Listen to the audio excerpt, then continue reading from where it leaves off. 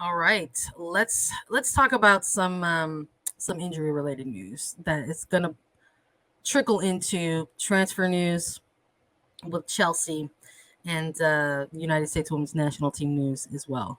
So it's official.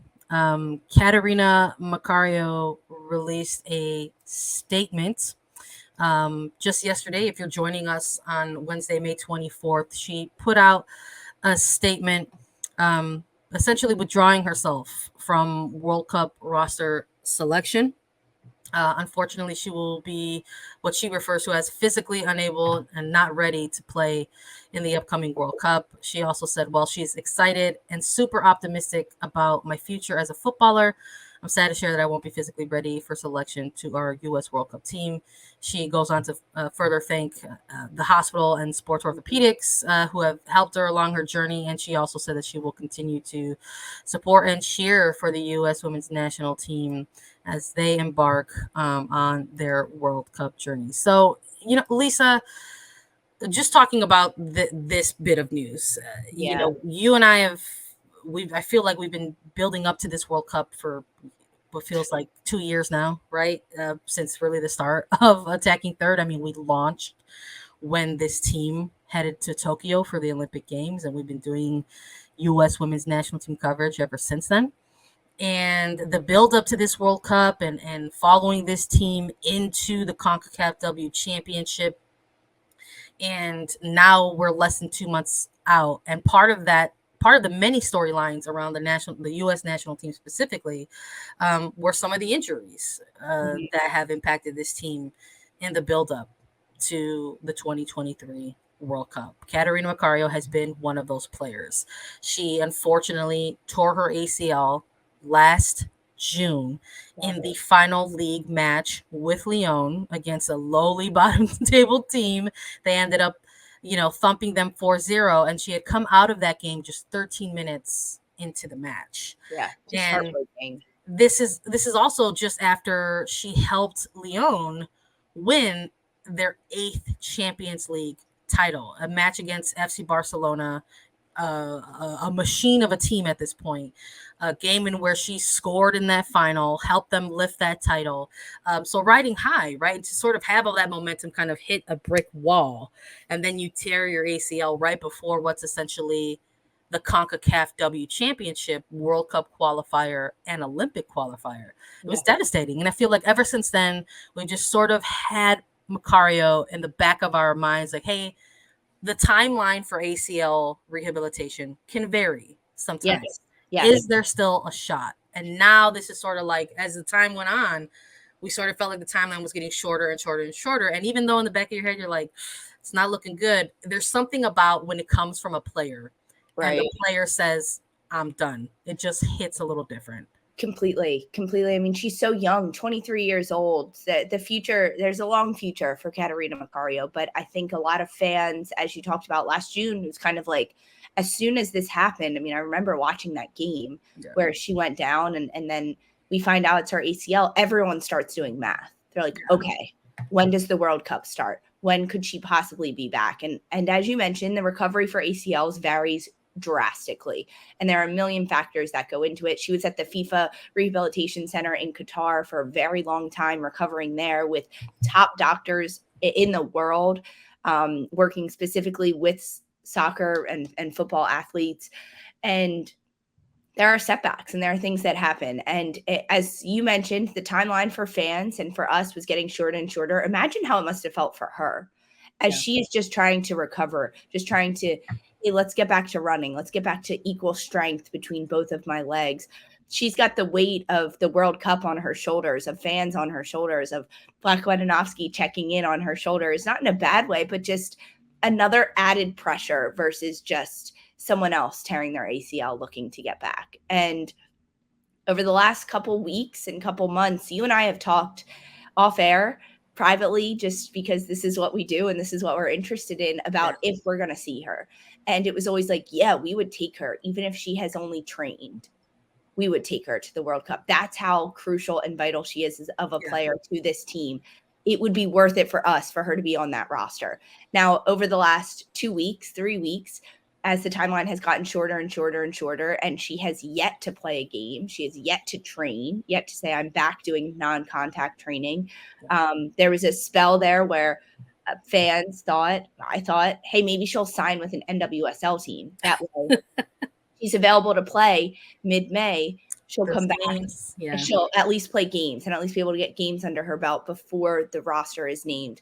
But the timeline was just too short, and it's not worth it at that point to rush a player's injury, especially a player at the age of 23 who, yes, 4 years is a long time for another World Cup, but she'll still be under the age of 30 at that point. Like, she still has a World Cup. Well, yeah. Yes, like she still has plenty of soccer left to play. I think definitely coming from the player, right? Her mouth, her words coming out to the fans means a lot more than just her name not being on the roster. I think getting out ahead of it a little bit and saying, like, listen, I know where I am in my recovery.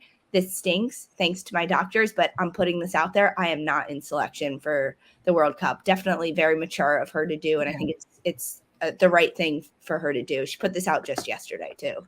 Yeah, no, mature, smart, it allows the player to sort of still retain, their, their own agency and freedom and kind of navigating their career and where it is and where it's going. And she said it best, she's really excited about her future as a footballer, as I think so many of us who follow the national team are as well.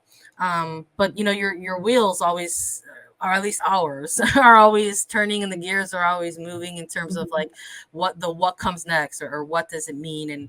And while we knew it was an extremely long shot for Macario to try to make a return back, get games in, and make a really strong case for the World Cup roster, we just knew that the time kept running out, and there were the options where it looked like to try to get games in was the window was getting slimmer and slimmer and slimmer. So to sort of see her come out with this and talk about all the reasons why she might not be able to play in the World Cup is still kind of just for lack of a better word, it's just a real bummer to see it, and to kind of just have it official in front of your face, and to know that that's not going to be an option. Because even with those slim opportunities, that slim timeline, you just still look at Catarina Macario and you say, this is a generational type of player. Totally. A player that if she's able to run, you take her. And that was kind of the energy, I think, around this player, even with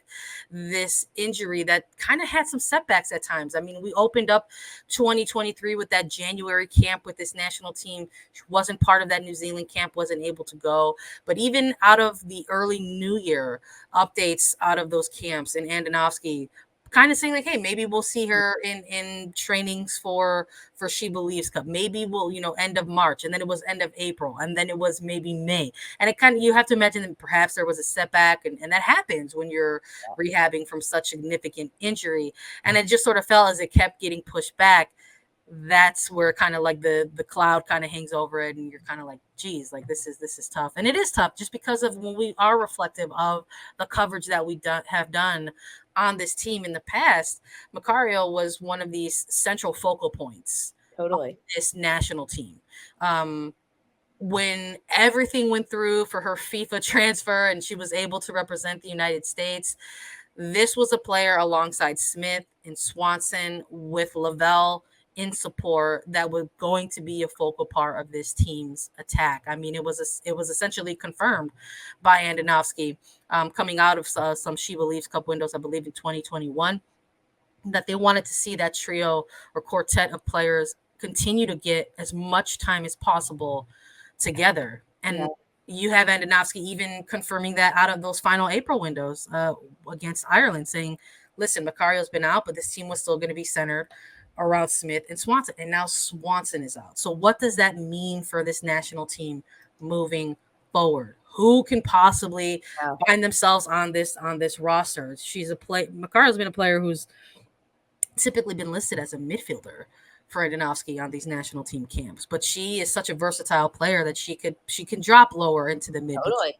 Can ideally be your false nine, or she can lead that front line. And I think with Alex Morgan's, recent return to form out of 2022 and now 2023, that is kind of your center target kind of forward that you're going to ask to do a lot of different things alongside your wingers. And it sort of looked like maybe at some point it was going to be a Macario Morgan kind of 1-2 combination, that maybe Morgan would come in support versus actually kind of get these starts. We heard from the coaching staff that veterans who are on the team are going to be relied upon in a different lens moving forward. So now that you've got not just Macario out, but Swanson out, I think it presents different scenarios for the coaching staff and how they're going to evaluate or what they're going to rate as more important when they put together this final roster. Is it going to be more important to have a center forward option as a backup to Alex Morgan to take? Is it going to be more important, or is it going to be more important to have a more kind of creative, agile, kind of attacking style player? Who does it leave room for? Yeah. So, I wrote all about this on .com. Everybody can go and read it, because I felt real down bad about Catarina Macario officially withdrawing, and I said, we got to write about it. And so check it out if you want to see it or read it. But I think when you have a Swanson out, when you have a Macario out, these players that were the attack was going to be centered around, there's some different routes that coaching staff go to here when it comes to making a selection on this roster. Yeah, completely. I mean, there's a lot of different players they can bring. And the fact that it's not just Macario, but it is Swanson too, it adds another layer of pain, hurt, question marks to this team and kind of what's going to happen. And we're still dealing with the top of the top of the top, right? You even look at someone like an Alyssa Thompson, who #1 draft pick, playing with Angel City, getting goals, stepping in as a professional and pretty much seamlessly. I think that's a good option as well. But I like that you're plugging your article. We're actually going to talk about it next week a lot. We'll do like a U.S. women's national team roster prediction drop, what we want to do, who we want to see going to the World Cup, things like that, where we can really dive into all of this. Because, I mean, this announcement yesterday breaks a lot of people's hearts, but prayers are with you, Catarina Macario. Good thoughts, good vibes. You'll get back there. There's plenty more soccer to be played down the road. Look, and it's close. She's already rumored and tied to sign with Chelsea.